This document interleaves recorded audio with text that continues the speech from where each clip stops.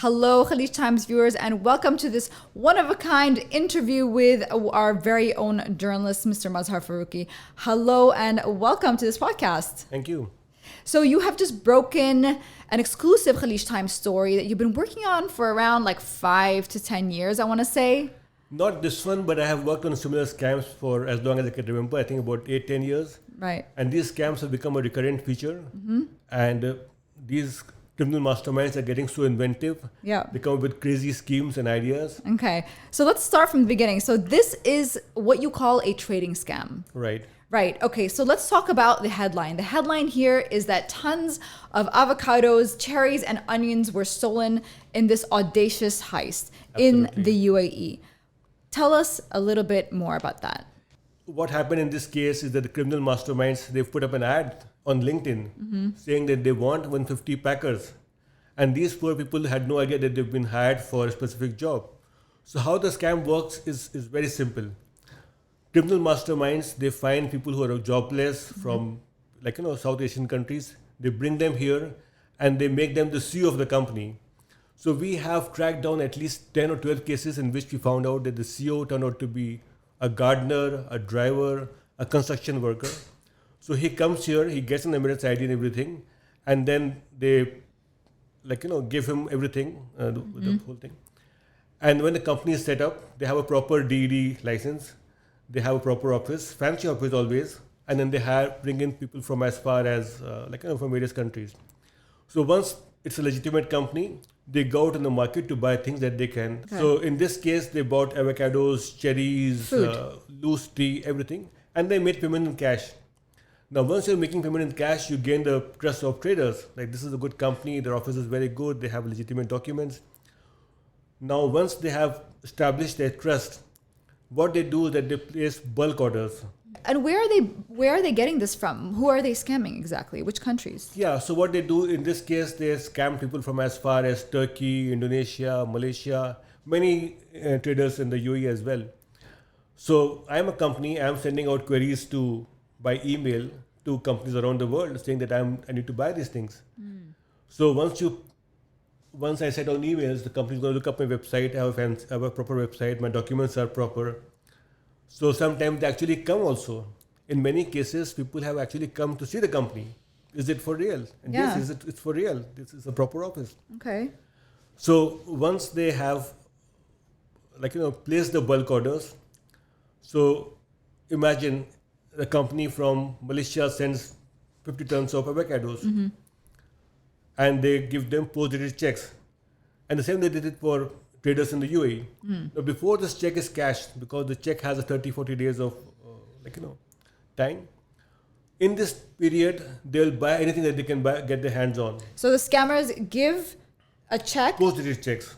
Okay. Because first payment is made in cash. Yep. Second payment, they say, okay, I'm going to give you a current check, which is post-dated. And can we just explain to the audience why the cash first? They give the cash so that they can gain trust. That this is a company which is cash rich. Right. And they're giving the check, which is after 30 days, after 40 days. That's how market works here. You make payment in advance.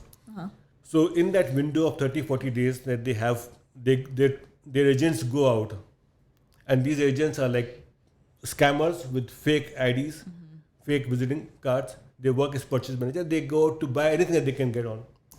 So I remember a case where they actually went and bought 5,000 buffaloes and goats. Okay. Imagine. So it's not just food, guys. Yeah. It's also and buffalo. Once they bought 120 cartons of Panadol. Who does that? Yeah. But these are so anything that they can buy, they will buy against posted checks. Now, before the check is encashed. But when they're buying all this stuff in bulk, are there no eyes on them? Is there no one controlling this? No, well, they are legitimate companies. They are buying things. Okay. And the goods are delivered to a warehouse. So if I am buying it from you and you're delivering goods from a warehouse, it's a proper setup. Right. But before your check is encashed, I shut down the warehouse, I shut down my office, I shut down all my phones, and anyone who is part of the company just vanishes. Now, when you go to the bank, your check is bounced. They said, "Oh my God, what's happening?" You rush to the company, everyone has disappeared. You go to the warehouse, it's shut down. Yeah. So what these guys do is that they find warehouse which they can get for rent for 15 days, 20 days in another Emirates. So overnight they'll move all the stuff to another warehouse. Right. So there is no trace left. You don't know where the stuff has gone. They've been ghosted. They have been ghosted. In the meantime, the MD of the company, whose name was on the trade license, he has already left the country. Mm-hmm. So when you go to the police, as these traders have gone, they have, who do they prosecute? Right. It's all they are left with a bunch of dead checks.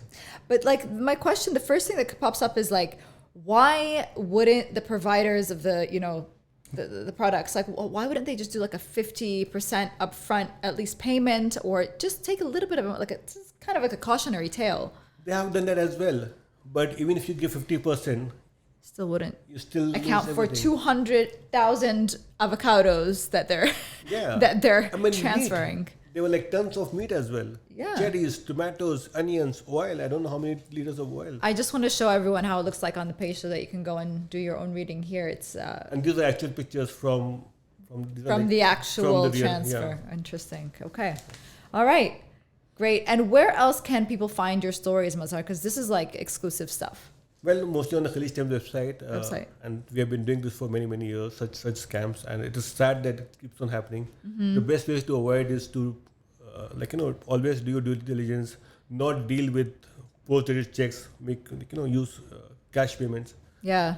And the thing is, you can't really trace a warehouse or anything because they are going to have an actual address.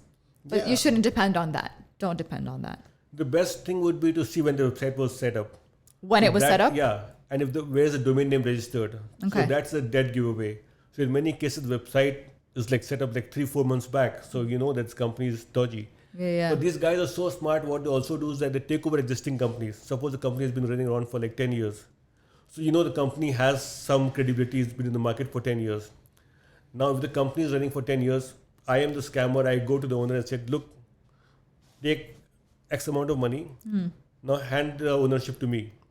Yeah. So I become the owner, but the company is there for 10 years. Right. Okay. So it has some credibility. But the ownership has changed. Now these people go out in the market and execute this scam. Okay. And they do it with such brilliance. It's amazing. Wow. All right. Well, you don't want to give them too much credit. You guys are smart, but not that smart because Mazhar's onto you. All right. Thank you so much for being with us today. We can't wait to see what the next story is going to be. Thank you. Thank you so much, guys. We'll see you in the next one.